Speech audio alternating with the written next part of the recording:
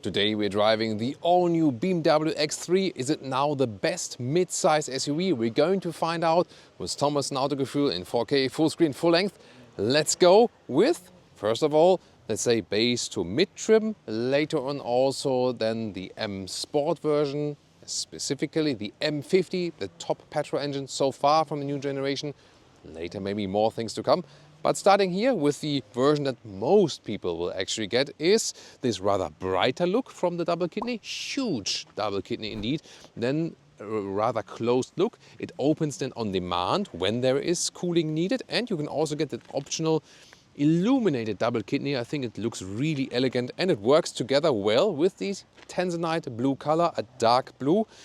A Thomas blue, what we call here in Autogefühl, would be a brighter one actually. The headlamps here matrix LED with the blue accentuations, and then also I really prefer this bright accentuation look. This is the base look indeed, so it will always look like this unless you go for the M Sport pack or you get an M50, and we'll later on check this one out for you in detail, how it looks different if you more want this menacing sport look or if you rather want this. And here then you can also see the bright contrast in the lower part around the windows. This also feels really nicely. Build quality on the outside is good, and you now have, so to speak, a more monolithic style. You don't have crossover wheel arches and so on. They try to minimize the design elements on the exterior. Then up to 21-inch wheels. These here are the 20-inch wheels. Well, they already look quite big, and maybe bigger is not that good for comfort. Base wheels would be 18-inch, and it's 4.76 m or 187 inches then in the total length. That's a tiny bit longer than the outgoing version. I think from the exterior wise it works very well. Or what do you think? It has split a lot of opinions, is polarizing, but I think this more monolithic look does suit the vehicle. Then the tail lamps are really large at the side, get a little bit slimmer than to the rear. Modern three-dimensional structure, and once again not too many design lines. This one and here, X320, they remove the I from the petrol engines because they don't want to get it confused with the all-electric models, for example. And so this one is a pure petrol engine, soon more to the engines and so on. Towing is either 1.5 tons for the plug-in or 2 tons then for the pure combustion engine models. And well, when we talk about the engines, follow me to the front. Let's get some clarification on that. Door closing sound already, by the way.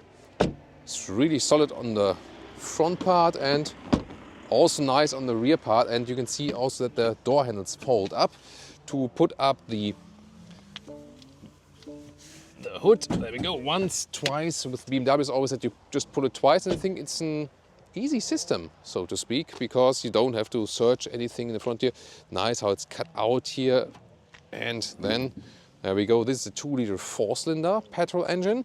This will be then the base version. Different horsepower specs are available. The exact specs, what we have so far, are then in the pinned comment, also in the video description. The US version will already start with a little bit higher horsepower spec as the 30 X3 30.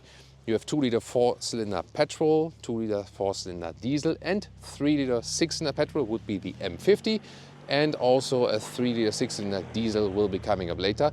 The petrol plug-in hybrid is based here on the 2-liter 4-cylinder and will of course be very important if you want to some electric commuting locally or something, or if it has some tax benefits. And it has massively grown then in the battery size. That is the most important thing about the plug-in hybrid. Nice silver contrast here in the lower part, and towing is either 2 tons for the plug-in hybrid version or 2.5 tons for the pure combustion engine versions. Next to the base suspension, M Sportback or the M50 is then of course a sportier suspension. You can also order an adaptive suspension. We also drive it for you here today, and in the M50 it's an adaptive M suspension then with a sportier setup. And the turning indicators appear right there in the middle. That looks pretty fancy, doesn't it? And in the front they replaced the daytime running light. Yeah, I think light design wise, this all looks pretty stunning. Or what do you think? And how does the X3 look like with an M Sport pack, or if you go for the M50, exactly like this? Here more blacked out is also the M Sport Pack Pro. Here all the way closed, M logo, black accentuations in the lower parts, sportier look overall. Here once again with the illuminated kidney, which really looks cool when we are here under this bridge, protected from the rain. These are also 20-inch wheels in this M styling, so also a pretty cool look. And once again, this monolithic design here at the side profile, no contrasting wheel arches or whatever. Here we also have the frames here all the way blacked out. And also in the rear, it continues in a sportier way. And the Autogefühl fake exhaust police was successful because with the all-new BMW X3, there is either no visible exhaust, it's underneath.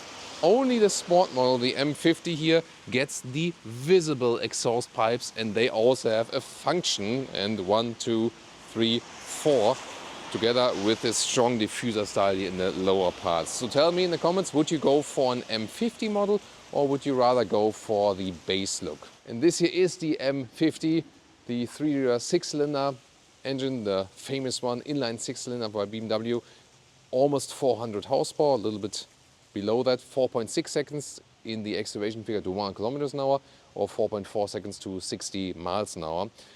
It's also a mild hybrid system, so all the engines are coming with a mild hybrid system now.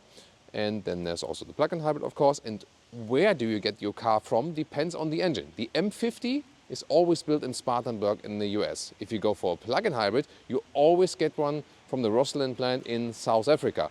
If you go for a smaller petrol engine or for the diesel, it depends. Some are built there, some are there. Then you don't really know before from which plant do you get one actually. Driver POV. This is here the animal-free steering in this modern form, and the material quality is really good, soft, yeah, well done. And then here you can control steering wheel. It's like a mix of real buttons and yeah, this one field. For the volume here, for example, here you can control things in the digital instruments that look like this actually, and shifting pedals are also available. What's pretty cool is always like the turning indicator just sounds awesome when you like put it in with some force right there. When you start up the vehicle, then the digital instruments also change to like that, and we can also check out the head-up display. There we go, now it's more in focus actually. So, and there you can also adjust the styles and so on. Here, pretty cool integration of the ambient lighting, that looks fancy. This is here a field actually, 2 smartphones, 2 times USB-C charging, but the inductive charging is just on the left side. And when the phone is charging here, see that? This ambient lighting signalizes, hey, phone is charging. That's a very nice effect. The climate unit is all the way then here in the screen, so plus and minus is here. Yeah, I do prefer the physical tiles, so I hate it that they removed that actually. There's like the in-depth climate menu. Other than that, you have this app view, which is always a little bit overload, I feel. Apple CarPlay and Auto, both wireless, but wireless only. You cannot connect with the cable. You can connect wireless and then charge with the cable. That will be possible. And the home screen, for example, and also here either the map, or there's also like a different home view available, whatever you want to configure it to. So the good thing is that the hardware behind it and the software itself is very reliable. Then the cup holders look really fancy, and they are also adaptive, X3 lettering. And then here, clicking sound, this like this glass crystalline style manual volume jog, and this then the shifting lever. This in reverse in the front. My modes, you click here then to change the driving modes. I think it's always a little bit complicated in these new BMWs because you click down there, then you have to click here. How often will you do that while driving? Oh, nice. Yeah, switching to sport mode. Yeah, wait a minute. Let's go to like we can do to efficient mode. Ooh, that's cool. It has different effects on different fields. So when I, for example, change, let's say to digital art, it changes here. And also let's go back to sport mode again, because this is like this red scheme. There we go, and it runs from the side and then to the middle. Yeah, this is a really nice effect, you know, and they had some catching up to do with Mercedes, who have been like all over with ambient lighting. So BMW said like, oh, we also want to do something with that. And another effect is, let's say I'm here on the relax mood. So, interesting. Now the panoramic roof shade is closing. This is a fixed panoramic roof with the glass but you can apply a real shade. That's at least good. So it's better as if there would be no shade or something like that, but you cannot open it. So here, look at that, relaxed mode, this color scheme. And now when I hit the turning indicators, hazard lights, there we go. Then you also have this flashing on the inside. So it's only for the hazard lights, not when you hit the turning indicator.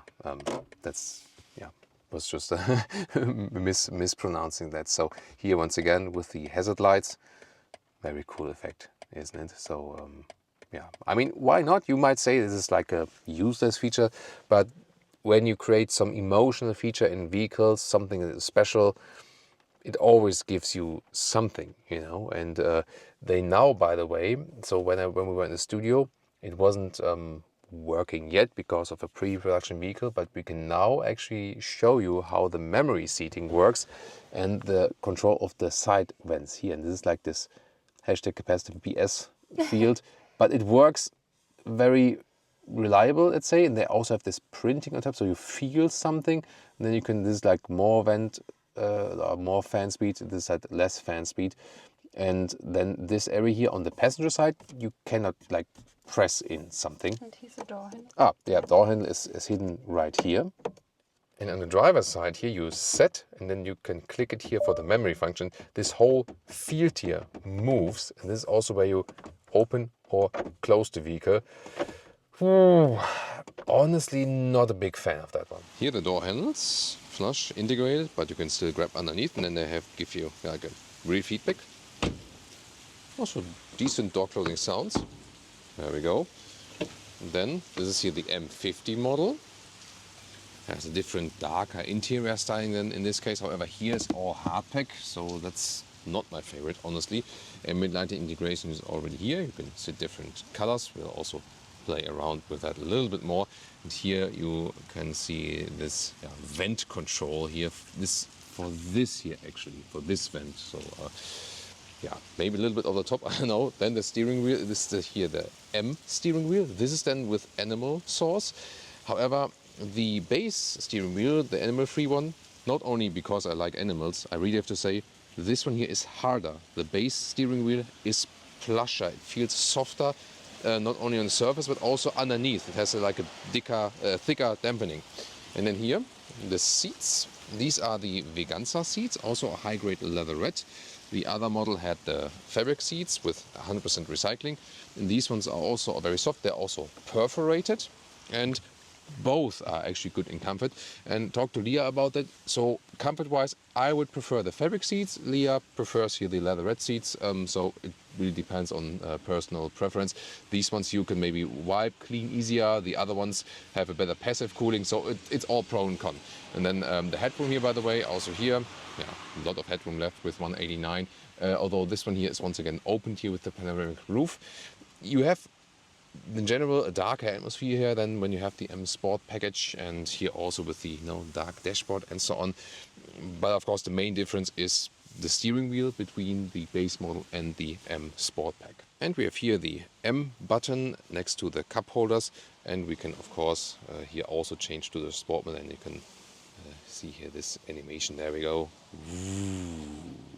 Now Leah will show us the different ambient lightings when you have the custom settings. It does not work when you are in the sport mode, for example. You have to go to the personal mode, and then the vehicle allows you to individualize the ambient lighting color. Yeah, that's the Leah color. What is your favorite color? What did you say? Sorry, the microphone. What is your favorite color? Yeah. Of course, Thomas Blue. That's mine. Yeah, that's mine. And that's oh, Leah's. That's so cute. Rear seats here, soft and plush on the top part, then hardpack just in the lower one, but overall a good build quality. And also here from the seats, it feels really nice. And when you open and close things, like here, pull this one down, adaptive cup holders, and also the ski hatch here, like this. Everything is really solid. Then in the lower part, big hump here in the middle tunnel, separate client unit for the rear. This is all where I touch though, 2 USB-C chargers. And now comes the big but. The legroom. So this seat is I would be driving. Not everyone is as tall as me, but then there is not much legroom left here behind the seats. Yes, of course, I always drive with steering wheel all the way out. They have a comfortable seating position, but here not too much rear legroom. That's the thing here about the vehicle. Then headroom. This no problem here to the glass roof. A lot would be a little bit less if the shade is actually closed then. Trunk or boot, 570 liters, at least in the pure combustion engine models. The plug-in hybrid will lose a little bit underneath the cover in liter figure. And then here you have a massive top cover. There we go. And you slide it back like this. Cabin trolley also fits in a vertical way underneath, no problem. And then the basic measurements here between the wheel arches. You see here, this is really good. So this is here 1.10 meters or 44 inches, or 43, 44 inches. And then here the length is, I mean, it does close probably here or something, so a little bit less than a meter or 40 inches. Underneath, you can put this one here up, and then you can see here in the pure combustion engine model, you have more space underneath, or for example, a replacement tire would also fit there. So that would work. Then you can pull back like this. You see another splitter of the trunk. And I can also reach over here because I cannot remotely unlock the seats. So that is missing, I think. There we go. One. I can also here individually just fold the middle part, or then here. There we go. Overall well usable. And so to the seats as we are driving right here. This is 1.56 meters or 56 inches. That's easy to remember. And the height, of course, always very important here. That is really good. So this is like 74 centimeters or 28 inches. And since the hatch is attached right here, and look at these cutouts, so how wide the trunk is also in the upper areas. That is actually well done. Woo!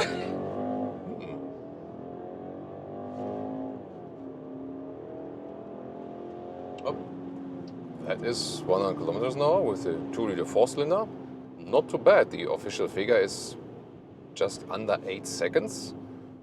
The US version, the entry-level 30, X3 30 would be a little bit quicker, but of course basically the very same engine we have there, just with different horsepower tune. So considering this the base engine, I think more than enough power, I have to say. Even the Lia meter went off there. Not bad.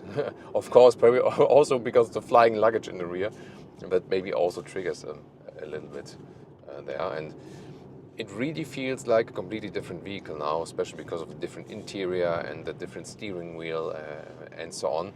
And we'll start here with some agile driving here in these corners, and the steering feel is actually quite nice, so it doesn't have a dead zone area, yet it also doesn't get any extreme to the sides. Nice to hammer in the turning indicator, red together with blue M colors. Then here in the ambient lighting, when we are in that sport mode, we have a little bit more throttle delivery, basically power delivery. Also here the RPMs are turned higher with the S shifting mode. I could even pronounce that further.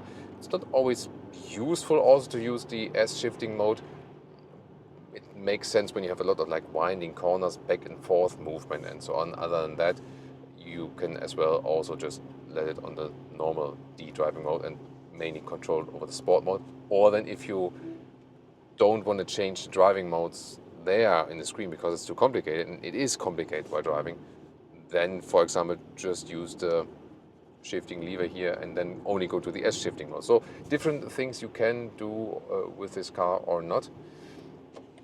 Yeah, it's always so cool to hammer in the shifter here.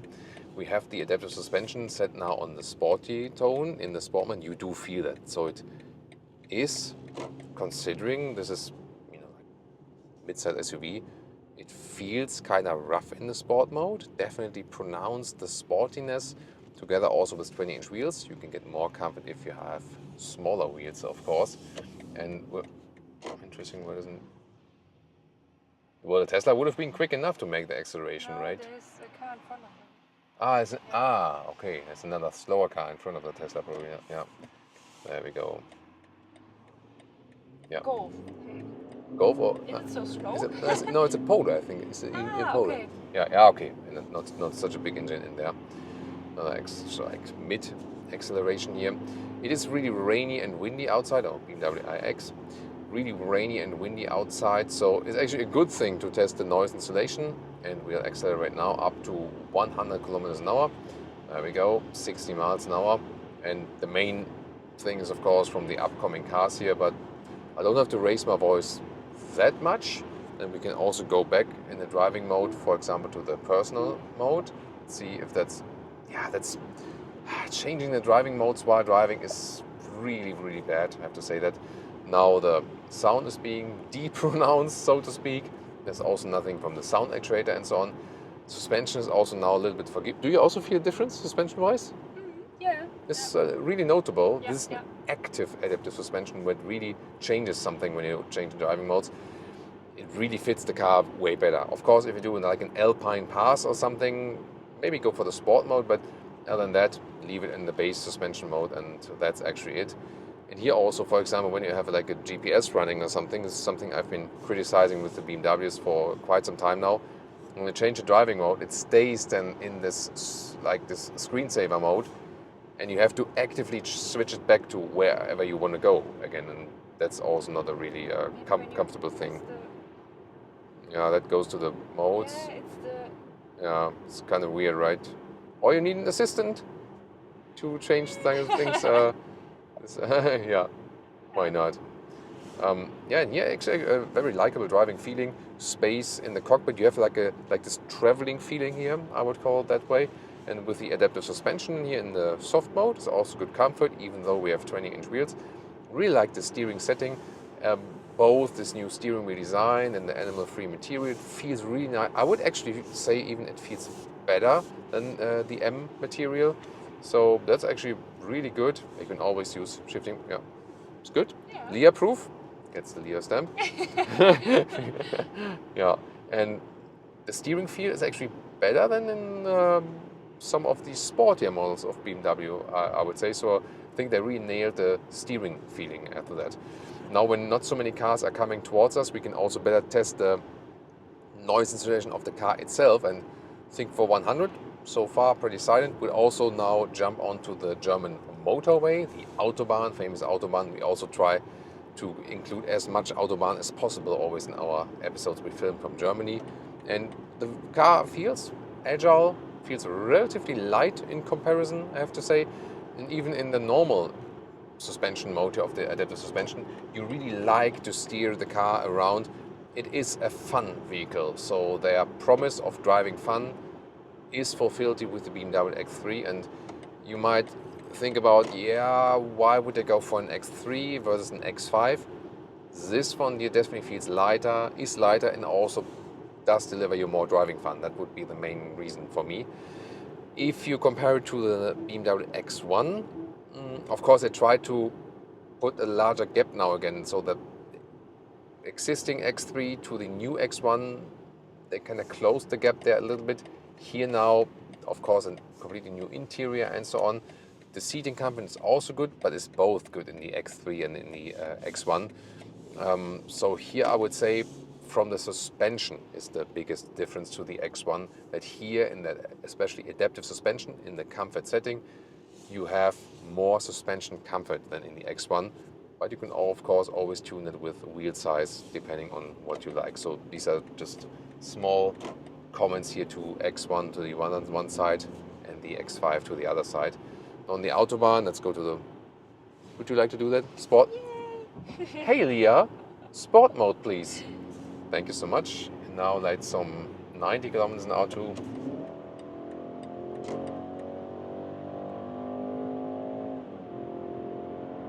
130, that was. Yeah, I mean, actually I experienced more with this 2-liter 4-cylinder than expected. In the plug-in hybrid drivetrain, it would then also be connected again with the electric power, so they have even more power, at least when the battery is fully or at least half charged or something like that. The 3-liter 6-cylinder we will drive later on. Let's see if we can really have so much more fun with it and how much difference it really does make. But I think this engine size here, although I prefer more cylinders in a bigger vehicle, it still suits the vehicle. It is enough.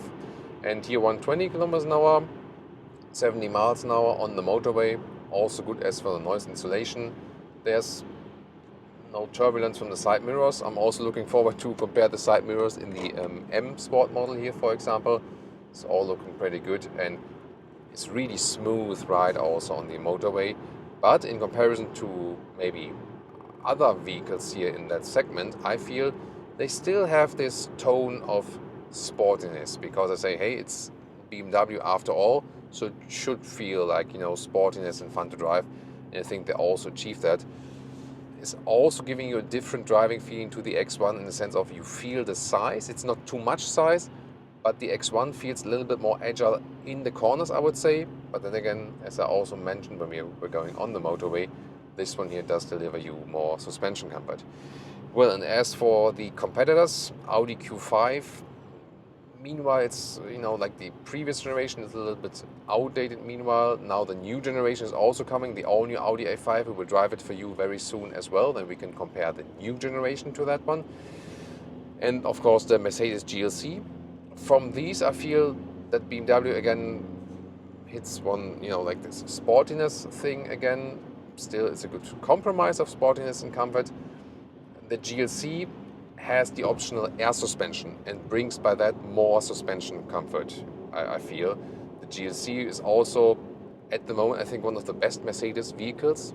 So inside the Mercedes, Leah nods as well. She also felt it as a, not only as a co-driver. Rear axle steering. Yeah, right, she's right. She, like the GLC has rear axle steering. That's of course good for the maneuverability. That's a great word, right? That was pretty quick. Maneuverability. So in the US, like, maybe Massachusetts. yeah. Or Arkansas. Everyone in Europe says Arkansas, you know. No one says Arkansas. So the thing is that the GLC does offer more tech features in a way, you know. So all have their different emphasis. I would probably call it that way. But overall, is here in this mid-size SUV segment, yeah, once again, a very good performance. Outgoing model to this model, I mean, there are some things that are maybe a little bit worse. Some of the controls, I feel, they're maybe a little bit over the top. But then again, this new modern cockpit makes it a small BMW iX. So if you fancy the BMW iX, this large electric SUV, but say, hey, I don't need an all-electric car, or I cannot charge properly, but I found it cool from the interior. This is like a small BMW iX now, with this new modern cockpit and so on, ambient lighting, a little bit more show effect, and this works very well. So overall, definitely still is, once again, one of the best mid-size SUVs here. It is a very good driving performance. I feel very relaxed also as well. Any verdicts to add from your side? No, I agree. Me too, yeah. I mean, Leah, when she was driving with the girls last time in the GLC, she put on like the pink ambient lighting here all the way, and now she can do that in the X3 as well. She can do like some screaming out ambient lighting when she's going out with the girls. And Thomas was like, yeah. Did you drive like that? Yeah, you girls drove like that. And, of course, everyone was like looking at like three blonde girls driving there with ambient lighting all over the place in the night. Everyone was like, whoa. Yeah, I would have looked as well. So that's the thing. Yeah, but now the big question to you is, would you take this one or the GLC? The GLC. Leah would take the GLC. Yeah. Interesting to know. Yeah, that means a lot. I mean, definitely we have a lot of Mercedes versus BMW comparisons, and sometimes the one, sometimes the other wins. Yeah, we also can change the ambient lighting here. That's even more visible at nighttime. That's a little bit weirder to see, right? A little bit confusing to look at it. But yeah, playing with the My modes here, silent is also possible. Oh, now the roof should not close. No, the roof shouldn't close on the camera suction mount there. That shouldn't happen. Yeah. Maybe no silent mode. Good to know. No silent mode. Yeah, efficient maybe also. That's also nice, right? Yeah. So ambient lighting wise, this is pretty cool. It does give you something, you know. It is an emotional feature, and I always have to say, why not? Here also in the tunnel, it doesn't get too loud actually, so I'm also happy with that. Pretty cool. I really like the steering feeling. That's one of my main things actually. But now I'm looking forward to, is it really so much different when we're driving the M50? Now the M50. Let's accelerate it out.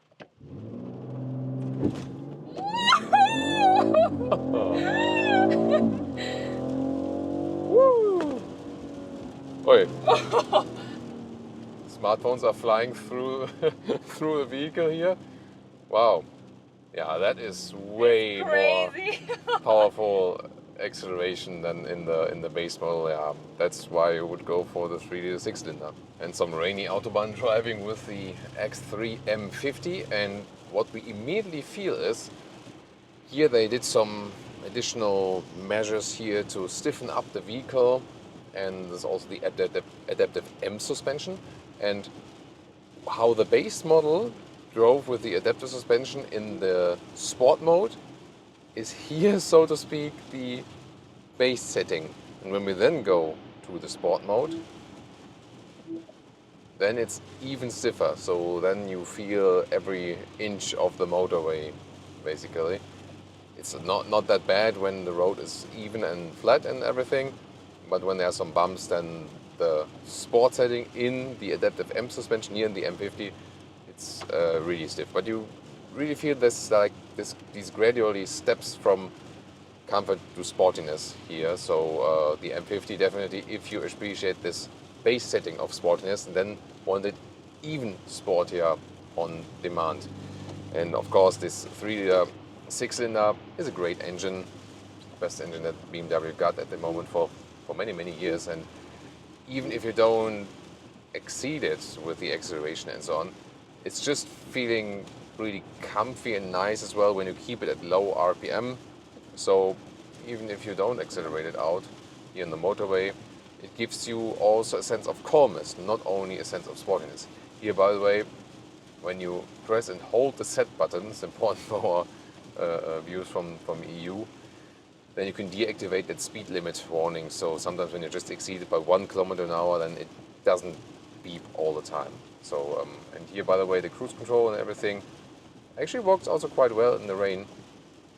So we can set it here on the left side of the steering wheel, then we can switch if it's just a normal cruise control or the assisted driving. And let's see, also in these harsh conditions here, keeping me then centralized in the lane.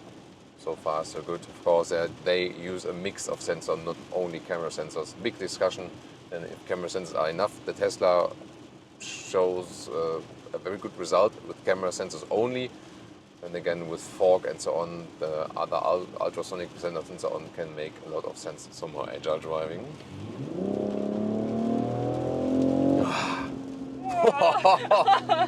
Ooh, when you let go of the throttle, I looked over to you and I go, yeah, so all the different things are just tuned in a more aggressive way here with the M50, definitely. So of course I have to be a little bit careful here because of the wet road, but it's hooking up quite well, of course, with these new tires. Good feeling in the corner, it doesn't lean at all. Nice acceleration out. The all-wheel drive is rear biased, so you always have more power than at the rear, for example. Yeah, in the handling, it's really nice. Wow. It's of course sound actuator, but it also sounds natural, you know. So a good job here, not exaggerated and doesn't sound pathetic or something like that.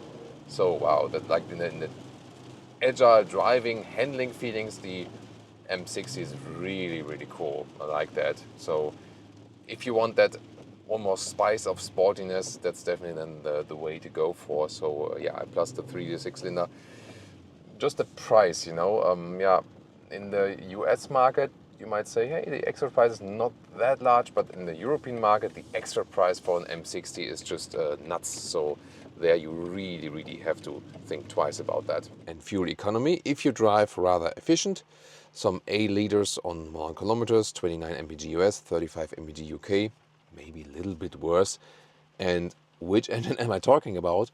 Rather in general about the X3 with a petrol engine, because my experience, and also comparing it with the sedan models, for example, where I've been driving the same engines, is it doesn't make the biggest difference if you go for the 2-liter 4-cylinder or the 3-liter 6-cylinder when you drive it the very same calm way, because the 6-cylinder you keep it at lower RPM and so on, and then they are not so much more fuel consuming. Maybe then this one here rather in the direction 8.5, and the other one maybe a little bit less. 8. Like maybe that's the biggest difference. Sometimes, for example, when you drive it even quicker, then the six-cylinder can actually be more fuel efficient because once again, in the same situations, it keeps it at lower RPM, but so that you get like a rough estimate. Interesting, by the way, that the mild hybrid technologies are in some case the same, like the M50. If you go for the X320 or the X330, then they both also have mild hybrid system, so 48-volt board net. However, in the US, the Northern American version, there they use an ISG, so let's say like a less sophisticated mild hybrid system, whereas the mild hybrid system they use in Europe for the 20i is a little bit more powerful and can give you some more recuperation moments. Pricing, Europe, Germany, for example, 58,000 euros. It starts, already not cheap, of course, and then if you go for an M50, you are already at 83,000 euros, plus a couple of thousand euros extra. It gets really hefty. US prices are a little bit lower. It's built in US, plus the prices in the US are without the VAT, and they start there at 50,000 US dollars, and that's of course more attractive. But even more crucial is that the M50 starts at 64,000 euros. So there's not such a huge difference between the M50 model and the other models, whereas in Europe there's a way higher difference. And why is that? The motivation to sell these big petrol engines, pure combustion engines in Europe, is rather low for the manufacturer because of these fleet consumption CO2 regulation, and then they need more electric vehicle sales to get the CO2 fleet down, or the whole consumption of the fleet in CO2. And when they sell in consumption, high fuel engines and so on, they need more margin on that because they have to pay basically a fee to the EU for that. So that is like the reason behind why the M50 is so extremely expensive in Europe and relatively cheap in comparison in the US.